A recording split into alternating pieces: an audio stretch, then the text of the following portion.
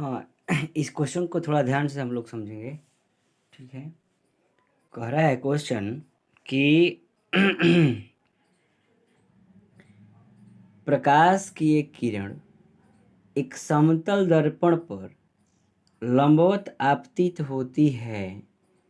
दर्पण द्वारा किरण पथ में उत्पन्न विचलन कोण का मान क्या होगा? तो इस पर ये बात ध्यान देने ये है कि विचलन कोण कहते हैं किसे? एक्चुअली विचलन कोण कहते हैं किसे? तो जैसे मान लीजिए एक सिंपल प्रोसेस, कोई एक प्रिज्म है, इसमें हम कोई एक किरण गुजरते हैं। तो यहाँ से आने के बाद ये किरणें, यदि मान लीजिए प्रिज्म न होती तो ये किरणें सीधी होकर जाती। बात को समझिएगा, यदि प्रिज्म न होती तो ये किरणें सीधी जाती, लेकिन प्रिज्म होने के कारण इसमें अपवर्तन होगा। तो ये अपवर्तन किरणें, जो आपतित किरणें अपवर्तित होकर के इस तरह से जाएगी, और जब दोबारा अपवर्तन होगा तो यही किरणें इस तरह से जाएगी। तो ये बात यहाँ पर ये समझना है कि आने वाली किरणें आपतित किरण कहलाएगी, आपतित किरण कहलाएगी। ठीक, ये जो बाहर गई तो इसको हम निर्गत किरण कहते हैं। ठीक, निर्गत किरण कहते हैं या निकास किरण कहते हैं। तो ये जो आपतित किरणें होती है, श्वेत किरणें होती है। ये श्वेत किरणें, ध्यान दीजिएगा, श्वेत किरणें अर्थात आपतित किरण ही आगे चल करके निर्गत किरण बन जाती है।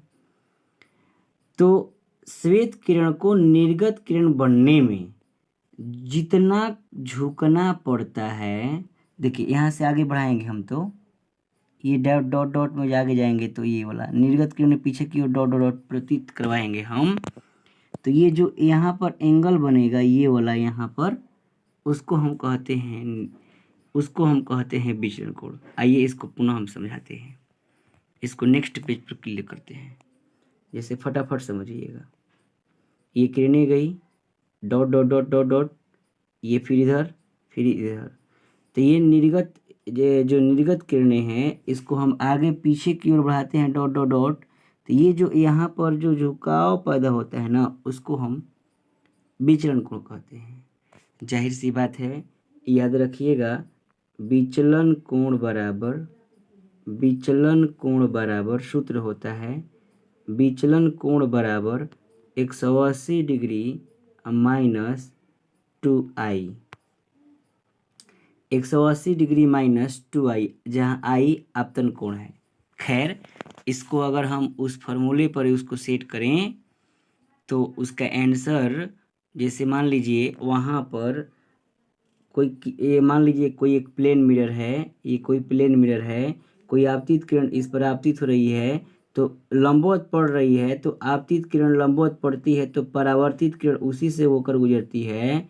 उस हिसाब से आई और आर का मान वहाँ पर 0 डिग्री होता है। तो यदि हम फार्मूले में यदि विचलन कोण यानी डेल्टा बराबर 180 डिग्री माइनस 2 गुणे यदि हम 0 डिग्री अप्लाई करें तो 180 डिग्री माइनस 0, इस हिसाब से उसका आंसर 180 डिग्री हो जाएगा। ठीक, उसका आंसर फर्स्ट पेज पर आते हैं। इसका आंसर ऑप्शन नंबर, ध्यान देंगे, इसका आंसर जो होगा ना, ऑप्शन नंबर आपका ए हो जाएगा। इसका आंसर ऑप्शन नंबर ए हो जाएगा। सॉरी मिस्टेक, 0 डिग्री नहीं होगा बल्कि ऑप्शन नंबर सी होगा। ये करेक्ट, इस बात को ध्यान देंगे। ऑप्शन नंबर क्या हो जाएगा? ऑप्शन नंबर सी हो जाएगा। Option number C correct answer.